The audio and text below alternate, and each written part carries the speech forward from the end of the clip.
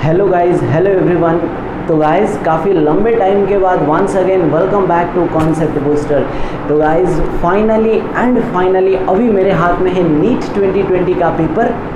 तो गाइस जैसा कि आपको पता है कि बहुत सारी बातें चल रही थी कि कोविड है, नीट होगा नहीं होगा, पोस्टपोन होगा, लेकिन गाइस सच्चाई ये है कि फाइनली नीट 2020 होना था और फाइनली ये हो चुका है। तो गाइज़ आई होप कि जिन्होंने भी ये पेपर दिया था उन्होंने अपना बेस्ट दिया होगा।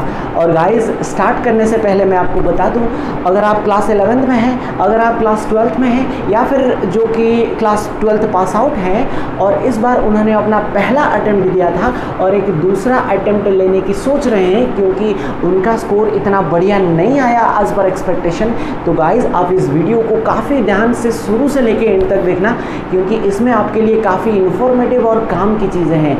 तो गाइज़ और इस पेपर का सॉल्यूशन मैं इस वीडियो के जस्ट बाद दूंगा और इसका सॉल्यूशन मैं 3 डिफरेंट वीडियोस में दूंगा, ऑर्गेनिक, इनऑर्गेनिक और फिजिकल करके। और चाहूँ तो मैं इन तीनों का सॉल्यूशन एक सिंगल वीडियोस में भी दे सकता हूँ, लेकिन ऐसा इसलिए क्योंकि इन सेशंस के अंदर हम इन क्वेश्चंस को सॉल्व तो करेंगे और साथ ही साथ इनके पीछे छुपे हुए लॉजिक्स, कॉन्सेप्ट्स को भी समझेंगे।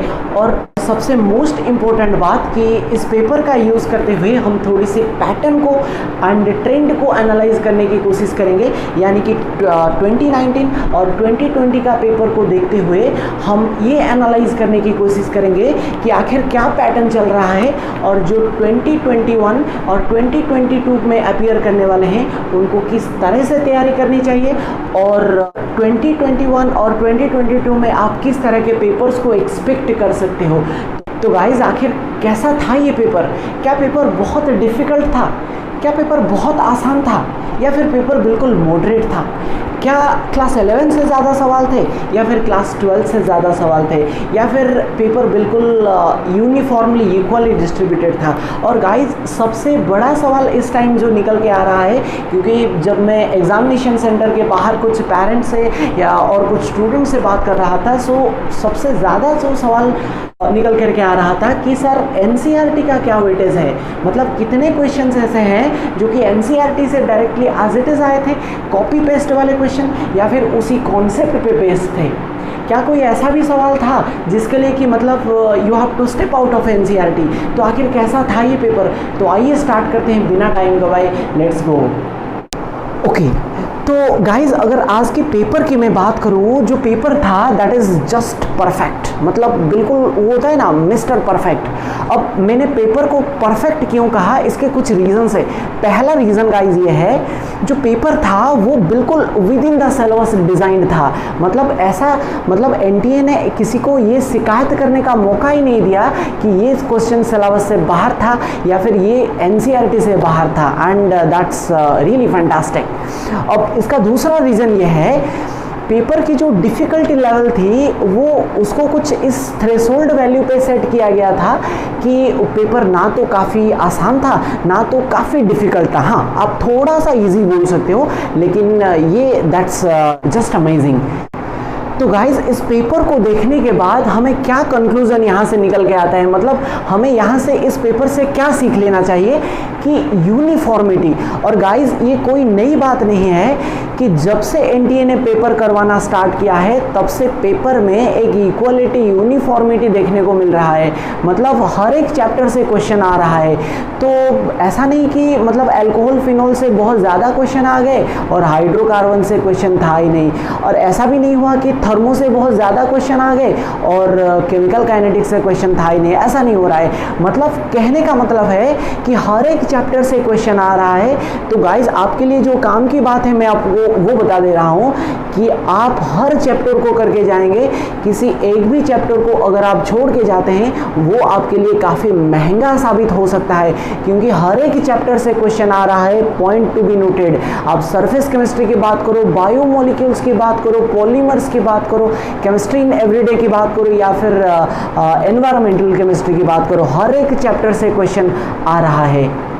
अगली बात यह है कि जो मल्टी कॉन्सेप्ट क्वेश्चंस होते हैं वो देखने को मिले, और हर साल की तरह जो मतलब वो होता है ना, वो मतलब 2-3 कॉन्सेप्ट्स को मिला करके एक सिंगल क्वेश्चन जो फ्रेम किया जाता है, मल्टी कॉन्सेप्ट क्वेश्चंस आपको प्रैक्टिस करनी होगी गाइज। और इस पेपर से लेकिन मुझे एक शिकायत है, मतलब मुझे इस बात की दुख है कि मतलब न्यू क्वेश्चंस देखने को नहीं मिले। मतलब ऐसा एक भी क्वेश्चन मेरे को देखने को नहीं मिला जो कि मतलब स्टूडेंट को प्रमोट करे कि वो एक नए डायरेक्शन में सोचे, राइट। मतलब क्वेश्चंस बिल्कुल रिपीटेड टाइप के थे। और मैं बात करूं यार, सच्चाई बात करूं तो पेपर मतलब बिल्कुल एज एक्सपेक्टेड था। जैसे कि मैंने कई वीडियोस में पहले भी कहा है कि ओजोनोलिसिस के सवाल के बिना नीट का पेपर नहीं बनता, और एज एक्सपेक्टेड इस साल भी ओजोनोलिसिस से एक क्वेश्चन था और काफ़ी आसान सा था सवाल। तो अगर आपको बेसिक ओजोनोलिसिस के कॉन्सेप्ट्स पता है आप आसानी से कर सकते हो। और जैसे कि मैंने आपसे कहा है, applications of MOT, molecular orbital theory के applications, bond order, magnetic property, कौन एग्जिस्ट करता है कौन नहीं करता, ये आपके बिल्कुल टिप्सों में होने चाहिए। और एज एक्सपेक्टेड इस साल भी एक सवाल दिखा है, जब अपन सोल्यूशन की बात करेंगे तो वो मैं डिटेल में डिस्कशन करूंगा, राइट। तो अगली बात करते हैं टेबल्स इन एनसीईआरटी। गाइस ये एक मेरे को एक नई चीज़ देखने को मिली कि एनसीईआरटीज में जो टेबल्स दिए हुए होते हैं, जिनमें कि थोड़े मतलब डाटा दिए हुए होते हैं, एक्सपेरिमेंटल डाटा दिए हुए होते हैं, वो क्वेश्चंस पूछे जा रहे हैं। मतलब कहीं ना कहीं मेरे को लगा कि ये पेपर्स थोड़े से, ये क्वेश्चंस थोड़े से मेमोरी बेस्ड थे, राइट। तो मैं आपको सजेस्ट करता हूं कि एनसीईआरटी में जहां जहां भी टेबल्स दिए हुए हैं उन टेबल्स को आप थोड़ा सा ध्यान से देख लें, और उनके पीछे जो एक्सेप्शनल बिहेवियर्स होते हैं, जो लॉजिक्स होते हैं, जो कॉन्सेप्ट्स होते हैं, जैसे कि मान लो बॉइलिंग पॉइंट का हो गया, डाइपोल मोमेंट का हो गया, उनको आप थोड़े से एक बार नज़र डाल लें, राइट। और अगली अगर मैं बात करूं फॉर्मूला, गाइज ये एक अमेजिंग चीज़ मैंने ऑब्जर्व करी कि कुछ चीज़ें ऐसी थी, कुछ क्वेश्चंस फिजिकल केमिस्ट्री के ऐसे थे, मतलब सीधा आपने फॉर्मूला लगाया और आपका आंसर निकल आया। तो गाइज कहने का मतलब है जितने भी फॉर्मूला होते हैं वो बिल्कुल आपके टिप्स में होने चाहिए, क्योंकि फॉर्मूला बेस्ड क्वेश्चन बहुत पूछे जा रहे हैं। गाइज इसको काइंडली नोट करें। और गाइस अब जो मैं बात करने वाला हूँ इसको थोड़ा सा अपने अंदर तक जाने देना। गाइस आपने कई स्टूडेंट्स को या और कई टीचर्स को भी बोलते हुए सुना होगा कि फिजिकल केमिस्ट्री को एनसीईआरटी से मत पढ़ना, और उसके लिए फिजिकल के लिए कोई दूसरी बुक अक्सर सजेस्ट की जाती है। लेकिन गाइस इस बात को आज से गांठ बांध लेना, इसको नोट कर लेना, लिख के रख लेना कि मैं आपसे बोलता हूं कि फिजिकल केमिस्ट्री को भी आप एनसीईआरटी से ही पढ़ें, जैसे कि आप ऑर्गेनिक और इनऑर्गेनिक में करते हैं। और गाइज ये क्यों मैं बता रहा हूं, जब मैं आपको सॉल्यूशंस दूंगा, जब मैं आपको सॉल्यूशंस में दूंगा तो आपको मैं क्लियरली बताऊंगा कि फिजिकल में से कौन सा क्वेश्चन एनसीईआरटी से किस पेज में से उठा करके आ गया था, राइट। तो गाइस हाँ, न्यूमेरिकल प्रॉब्लम्स को सॉल्व करने के लिए आप किसी ऑथेंटिक बुक का हेल्प ले सकते हो, जैसे कि आपका प्रदीप हो गया, क्योंकि उसमें काफ़ी रेलिवेंट क्वेश्चंस होते हैं, रेलिवेंट सोर्स होता है। लेकिन फिजिकल केमिस्ट्री एनसीईआरटी में जो कॉन्सेप्ट्स दिए हुए हैं, मतलब कॉन्सेप्ट्स को जिस तरीके से एक्सप्लेन किया गया है, दैट्स जस्ट अमेजिंग। गाइज मैं आपको ये स्ट्रांगली रिकमेंड करता हूँ कि आप फिजिकल के लिए भी एनसीईआरटी पर भरोसा कर सकते हैं, ठीक। अब गाइज आखिरी सवाल कि आखिर ये एनसीईआरटी का क्या चक्कर है, कि कितने क्वेश्चंस ऐसे थे, मतलब एनसीईआरटी का क्या वेटेज था। गाइज मैं आपको एक लाइन में, एक वर्ड में अगर आपको समझाऊं तो NCERT is super super super important.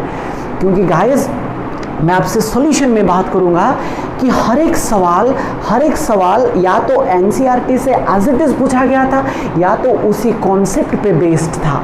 तो गाइज मैंने पहले भी कई वीडियोस में कहा है, एनसीईआरटी को लाइन टू लाइन पढ़े, डिटेल में पढ़े, इंट्रोडक्शन से लेकर के समरी तक पढ़ा करें। तो गाइज इसको दिमाग में फिट कर ले। अगर आप 2021 और 2022 की तैयारी कर रहे हैं, एनसीईआरटी बिल्कुल आपके टिप्सों में होनी चाहिए, बिल्कुल टिप्स में होने चाहिए, राइट। और जो आखिरी चीज मैं आपको बताना चाहता हूं यहां पर कि नॉन इंपॉर्टेंट टॉपिक्स, ये मैंने क्यों लिखा गाइस, देखो जो नॉन इंपॉर्टेंट टॉपिक्स होते हैं उनको एक बार आपको देख लेनी चाहिए। अब क्या मतलब है इसका, मैं आपको एक एग्जांपल से समझाता हूं। गाइस समझना मेरी बात। मान लो इलेक्ट्रोकेमिस्ट्री, राइट। तो इलेक्ट्रोकेमिस्ट्री का नाम सुनते ही पहला कॉन्सेप्ट क्या आपके दिमाग में आता है? ऑब्वियसली नस्ट इक्वेशन आ रहा होगा, राइट। लेकिन अब इस बार एनटीए ने पता है क्या पूछा? एनटीए ने पूछा है डाइल्यूट H2SO4 का इलेक्ट्रोलिसिस करने पर क्या मिलता है। मतलब समझ रहे हो, बिल्कुल अनएक्सपेक्टेड है, बिल्कुल अनएक्सपेक्टेड सवाल।